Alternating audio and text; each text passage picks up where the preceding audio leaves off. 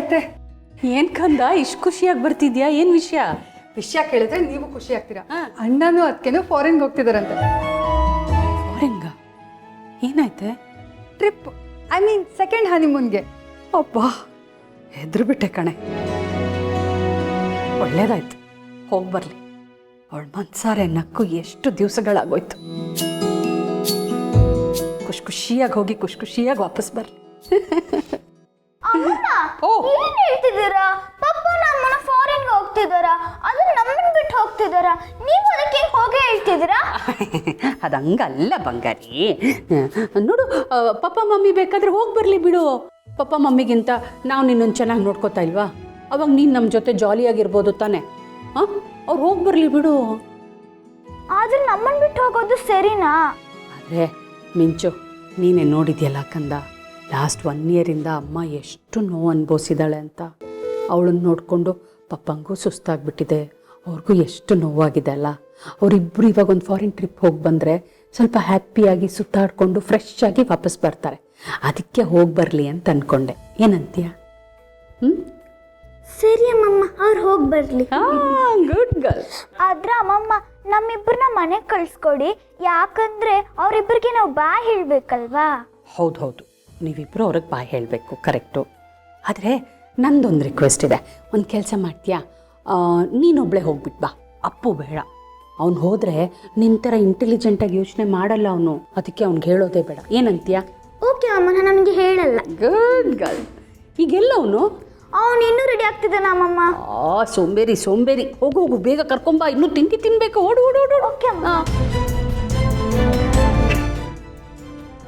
ನಂಗೆ ಅರ್ಥ ಮಾಡಿಸೋದು ಅಂದ್ರೆ ಕಷ್ಟ ಕಣೆ.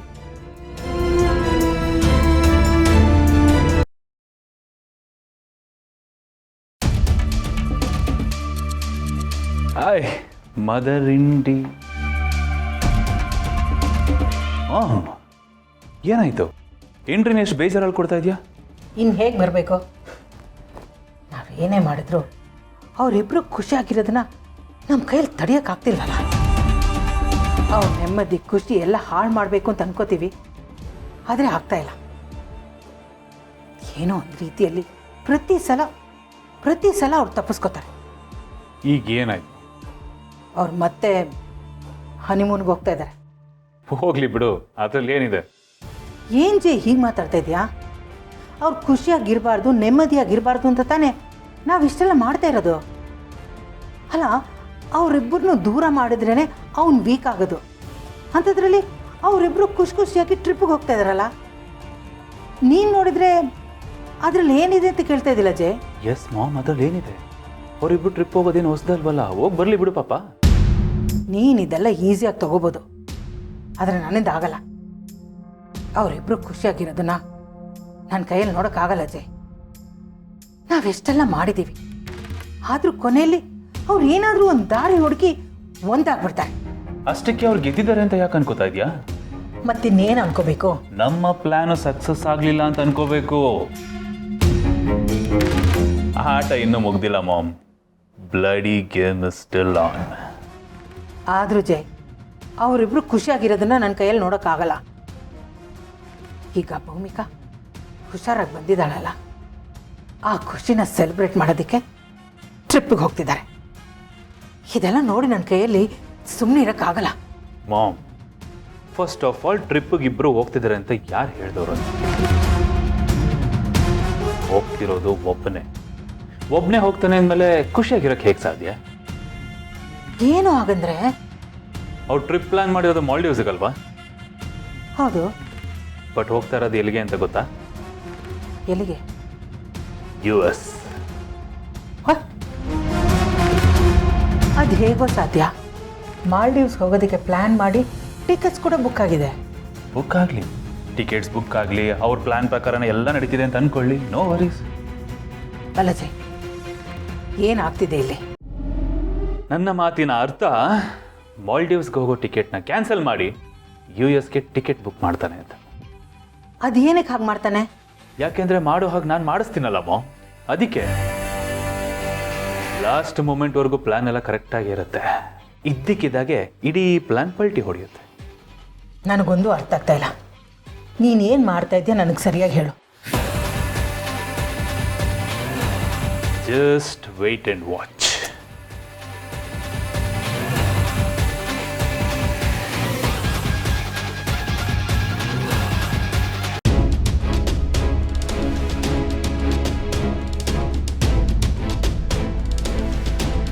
ಪಾರ್ಥ, ಏನೋ ಇಂಪಾರ್ಟೆಂಟ್ ವಿಷಯ ಇದ್ದಾಗಿದೆ, ಏನಾಯಿತು? ಬಿಗ್ ಬ್ರೋ, ಇನ್ನೇ ನಮ್ಮ ಕಂಪ್ನಿ ಇಶ್ಯೂಸ್ ಎಲ್ಲ ರಿಸಾಲ್ವ್ ಆಗಿ ಆರಾಮಾಗಿರೋಣ ಅನ್ನೋ ಟೈಮಲ್ಲಿ ಆ ಅಮೇರಿಕನ್ ಕ್ಲೈಂಟ್ ಯಾರಲ್ಲ ಅವರಿಂದ ಒಂದು ಹೊಸ ಪ್ರಾಬ್ಲಮ್ ಆಗಿದೆ. ಈ ಸಿಚುವೇಶನ್ನ ಹೇಗೆ ಹ್ಯಾಂಡಲ್ ಮಾಡಬೇಕು ಅನ್ನೋದೇ ನಂಗೆ ಗೊತ್ತಾಗ್ತಾ ಇಲ್ಲ. ಅದನ್ನು ನಾನೇ ಹೇಳ್ತೀನಿ. ಇಲ್ಲಿರೋ ಕ್ಲೈಂಟ್ಸ್ನ ಇಟ್ಕೊಂಡು ಚಿಕ್ಕದಾಗಿ ಒಂದು ಬತ್ತಿ ಇಟ್ಟೆ, ಅದನ್ನು ಇವನು ಹಾಗೋ ಹೀಗೋ ಕ್ಲಿಯರ್ ಮಾಡಿಬಿಟ್ಟ. ಅದಕ್ಕೆ ದೊಡ್ಡ ಬತ್ತಿನ ಸೀದಾ US ಅಲ್ಲಿ ಇಟ್ಟಿದ್ದೀನಿ. ಆ್ಯಂಡ್ ಅದನ್ನು ಆರಿಸೋದಕ್ಕೆ ಇವನು ಅಲ್ಲಿಗೆ ಹೋಗ್ಬೇಕು. ಅವನಿಗೆ ಅದು ಡಿಸಿಷನ್ ಅಲ್ಲ ಮೈ ಡೆಸ್ಟಿನಿ. ಯಾಕೆ ನಮ್ಮ ಸರ್ವಿಸ್ನಲ್ಲಿ ಏನಾದರೂ ಪ್ರಾಬ್ಲಮ್ ಆಗ್ತಾ ಇದೆಯಾ? ಅದೇ ನಂಗೆ ಗೊತ್ತಾಗ್ತಾ ಇಲ್ಲ ಬಿಗ್ ಬ್ರೋ. ನಮ್ಮ ಸರ್ವಿಸ್ ಮುಂಚೆಗಿನ್ನ ಚೆನ್ನಾಗಿದೆ. ಇನ್ಫ್ಯಾಕ್ಟ್ ಟೈಮ್ಗೂ ಮುಂಚೆನೇ ನಾವು ಡೆಲಿವರಿ ಕೊಡ್ತಾ ಇದ್ದೀವಿ. ಆದರೂ ಯಾರೋ ನಾವು ಕೊಡ್ತಾ ಇರೋ ಸರ್ವಿಸ್ನ ತುಂಬ ಕಮ್ಮಿ ರೇಟಲ್ಲಿ ಮಾಡಿಕೊಡ್ತಾ ಇದ್ದಾರೆ. ಅದು ಯಾವ ಕಂಪ್ನಿ ಅಂತಲೇ ಗೊತ್ತಾಗ್ತಾ ಇಲ್ಲ. ನಾನೇ ಇಷ್ಟಕ್ಕೆಲ್ಲ ಸೂತ್ರಧಾರಿ ನಾನೇ. ಆ ಕಮ್ಮಿ ಕೋಟ್ ಮಾಡಿರೋ ಕಂಪ್ನಿ ಯಾರ್ದು ಅಂದ್ಕೊಂಡಿದ್ಯಾ? ಈ ನಿನ್ನ ಸುಪುತ್ರಂದೆ ನನ್ನ ಅಂಡರಲ್ಲಿರೋ ಬೇನಾಮಿ ಕಂಪ್ನಿ ಅದು. ಅವನು ಎಷ್ಟು ಕೋಟ್ ಮಾಡ್ತಾನೆ ಅನ್ನೋ ಇನ್ಫಾರ್ಮೇಷನ್ನ ತಿಳ್ಕೊಂಡು ಅದಕ್ಕಿಂತ ಕಮ್ಮಿ ಕೋಟ್ ಮಾಡಿ ಕಂಪ್ನಿ ಅದನ್ನು ಆಕ್ಸೆಪ್ಟ್ ಮಾಡೋ ಹಾಗೆ ಮಾಡಿದ್ದೇ ನಾನು. ಈಗ ಗೌತಮ್ಗೆ ಪುಕ್ಕ ಪುಕ್ಕ ಪುಕ್ಕ ಪುಕ್ಕ ಅಂತ ಶುರು ಆಗಿದೆ. ನೋ ಆ ಪ್ರೈಸಿಗೆ ನಾವು ಕೊಡೋಕ್ಕಾಗಲ್ಲ, ಇಂಪಾಸಿಬಲ್. ಹೌದು ಬಿಗ್ ಬ್ರೋ, ನಾವೇನಾದ್ರು ಆ ಪ್ರೈಸಿಗೆ ಕೊಟ್ಟರೆ ನಮ್ಗೆ ಹೆವಿ ಲಾಸ್ ಆಗುತ್ತೆ. ಆದರೆ ಅವ್ರು ಅಷ್ಟು ಕಮ್ಮಿ ಪ್ರೈಸ್ಗೆ ಹೇಗೆ ಕೋಟ್ ಮಾಡ್ತಾರೆ ಅನ್ನೋದು ಗೊತ್ತಾಗ್ತಾ ಇಲ್ಲ ನನಗೆ. ಕಂಪ್ನಿ ಯಾವ ಕಂಟ್ರಿದು? It's an Indian based company. ಇಂಡಿಯಾದಲ್ಲಿ ನಮ್ಮ ಲೆವೆಲ್ಗೆ ಕಾಂಪಿಟೇಷನ್ ಕೊಡೋ ಇನ್ಯಾವ ಕಂಪನಿ ಇದೆ? ಯಾವುದಾದ್ರೂ ಸ್ಟಾರ್ಟಪ್ಪಾ? ಅದೇ ಗೊತ್ತಾಗ್ತಾ ಇಲ್ಲ ಬಿಗ್ ಬ್ರೋ. ನಾನು ಚೆಕ್ ಮಾಡಿದೆ, ಬಟ್ ಯಾವ ಡೀಟೇಲ್ಸು ಸಿಗ್ತಾ ಇಲ್ಲ. ಬಿಗ್ ಬ್ರೋ, ಇನ್ನೂ ಏನು ಯೋಚನೆ ಮಾಡ್ತಿದ್ಯಾ? ನೋಡು, ಈಗ ನಮಗೆ ಉಳಿದಿರೋದು ಒಂದೇ ಚಾಯ್ಸ್. ನೀನೇ US ಹೋಗಿ ಕ್ಲೈಂಟ್ಸ್ ಜೊತೆ ನೆಗೋಷಿಯೇಟ್ ಮಾಡಿ ಇಶ್ಯೂನ ರಿಸಾಲ್ವ್ ಮಾಡಬೇಕು ಅಷ್ಟೇ. ಅವ್ರೇನಾದರೂ ಈ ಡೀಲ್ ಸೈನ್ ಮಾಡಿದ್ರೆ ಬಿಗ್ ಬ್ರೋ, ನಮ್ಗೆ ಹೆವಿ ಲಾಸ್ ಆಗುತ್ತೆ. ಆ ಲಾಸ್ನ ನಮ್ಮ ಕೈಲಿ ಕಾಂಪನ್ಸೇಟ್ ಮಾಡೋಕ್ಕಾಗಲ್ಲ. ಕಷ್ಟ ಆಗಲಿ ಅಂತಲೇ ಅಲ್ವಾ ಮಮ್ಮಿ ಇಷ್ಟೆಲ್ಲ ಮಾಡಿರೋದು. ಎದುರಾಳಿನ ನೇರವಾಗಿ ಸೋಲ್ಸೋದ್ರಿಂದ ಮಜಾ ಇರಲ್ಲ, ವೇಸ್ಟು. ಅದೇ ಚೂರು ಅವ್ರನ್ನ ಕುಗ್ಗಿಸ್ತಾ ನರಳಿಸ್ತೀವಲ್ಲ, ಅದರಲ್ಲಿರೋದು ಮಜಾ. ಆದರೂ ಜೈ, ನನಗೆ ಯಾಕೋ ನೀವು ಇಷ್ಟೇ ಪ್ಲ್ಯಾನ್ ಮಾಡಿದ್ಯಾ ಅಂತ ಅನ್ನಿಸ್ತಾ ಇಲ್ಲ. ಬೇರೆ ಏನಾದರೂ ಪ್ಲ್ಯಾನ್ ಮಾಡಿದ್ಯಾ? ಪರವಾಗಿಲ್ವಾ, ಮಗನ ಚೆನ್ನಾಗಿ ಅರ್ಥ ಮಾಡ್ಕೊಂಡಿದ್ಯಾ. Cool down. ಮೊದಲು ಅವನು ಫಾರಿನ್ಗೆ ಹೊಡ್ತಿದ್ದಾನೆ ಅನ್ನೋ ಕನ್ಫರ್ಮೇಷನ್ ಸಿಗಲಿ, ಉಳ್ದಿದ್ದು ಆಮೇಲೆ ಹೇಳ್ತೀನಿ.